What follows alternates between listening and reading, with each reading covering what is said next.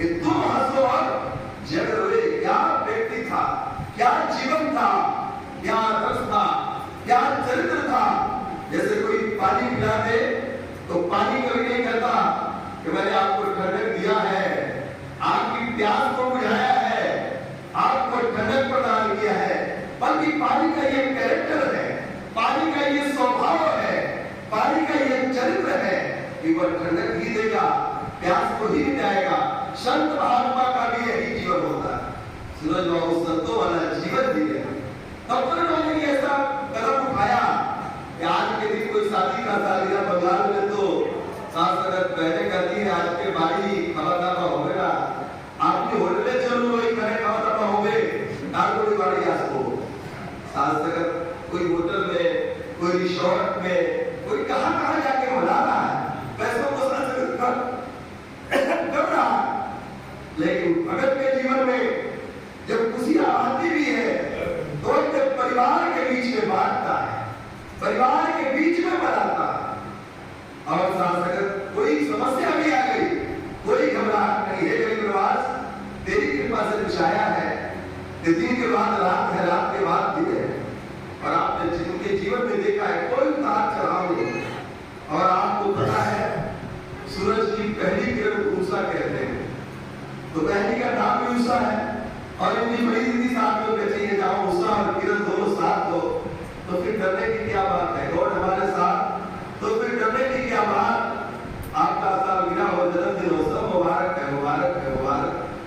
और सगत दास का कहने का भाव इतना ही था कि घर बनाना, क्योंकि परमात्मा रूपी घर तो मिल गया, इस आत्मा का ठिकाना मिल गया जो ब्रह्मज्ञानी है, लेकिन साथ में संसार में रहने के लिए, बाल बच्चा परिवार के लिए भी घर की जरूरत है। उस समय भी महात्मा ने प्रार्थना किया था, सभी संतों ने कहा था कि ये घर संतों के लिए सुख का कारण बने, संतों के चरण हम पढ़ते रहे, क्योंकि ये वो पवित्र धरती है, ये वो पावन धरती है जहाँ पैगंबर का चरण पड़ा था। हमने बाकी पैगंबरों को नहीं देखा, राम को नहीं देखा, ईसा मूसा नानक कबीर को नहीं देखा, लेकिन बाबा हरदेव सिंह जी महाराज जी को गांव के लोगों ने भी देखा है, आपने भी देखा है। कैसा कर्म, कैसा जीवन, कैसा चेहरे पे आभा था।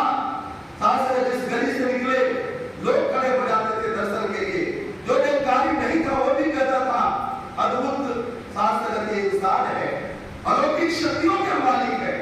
बाबा जी का चरण जब यही रुके थे पावर ग्रिड के सर्किट हाउस में, और यहाँ से हुजूर के यहाँ हमारे से जुजक साहब के यहाँ जाना था, जमीन भी देख रहा था, सिलीगुड़ी के लिए निकल रहा था।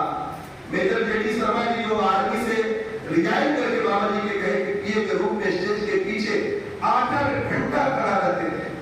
जब उससे बात की गई, महात्मा गांव में भी रहते हैं बगल में, बाबा जी तक ये मैसेज गया। बाबा जी ने कहा कि पहले गांव में चलो, सज्जन साहब के घर तो जाना ही जाना है, वहां तो आशीर्वाद देना ही देना है। यहाँ भी आए, जो नमस्कार किए हो, देखे हो, ये वो धरती है, ये वो पावन जगह है जहाँ सदगुरु के चरण पर जाते हैं। वो मक्का और मदीना से कम नहीं होता है, मक्का और मदीना से कम नहीं होता। वाही शासक महात्मा का भाव यही है कि जहाँ ये समय तो आते रहेंगे, हर घड़ी एक करामात होती नहीं, रोज रहमत की वर्षा होती नहीं, शासक साल में एक बार ये मौका आता है, क्यों नहीं संतों महात्माओं को बुला करके आशीर्वाद दिया जाए।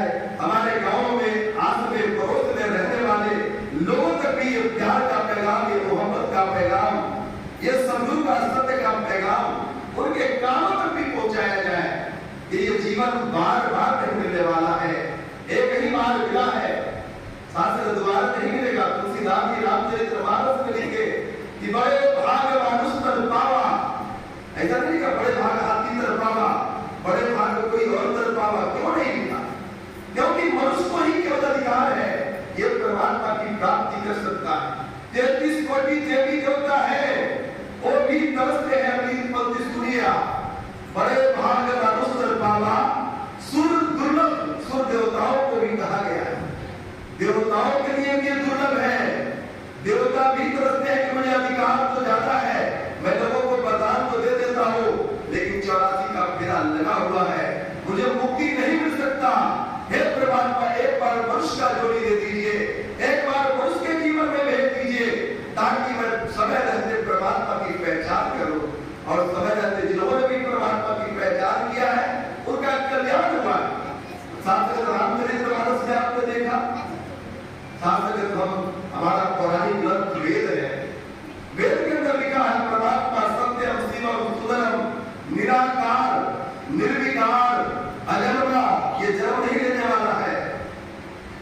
सृष्टि करता है, ये सृष्टि को जन्म देने वाला है, इसकी पूजा करने के योग्य है।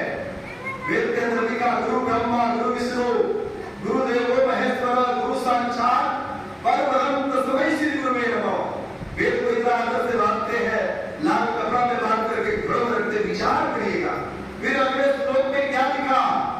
अखंड मंडलाकारम व्यापकम येन चराचरम, जो अखंड है, जिसको खंडित नहीं किया जा सकता है, जिसको टुकड़े में नहीं बांटा जा सकता है, जो चर में भी है, जो अचर में भी है, जो मुझ में तुझ में सब में राम समाया है, तद पदम दर्शितम, जो इस पद को दिखा दे, जो इस पद की पहचान करा दे, वही परम शत्रु है, वही परम शत्रु है। जब परमात्मा चाहिए तो परमात्मा को जानने वाला महात्मा चाहिए। दवा चाहिए, कपड़े की दुकान में नहीं मिलेगी, किराने की दुकान में नहीं मिलेगी, सोने चांदी की दुकान में नहीं मिलेगी। दवा चाहिए तो लाइन वगैरह होलसेल में नहीं मिल रहा है।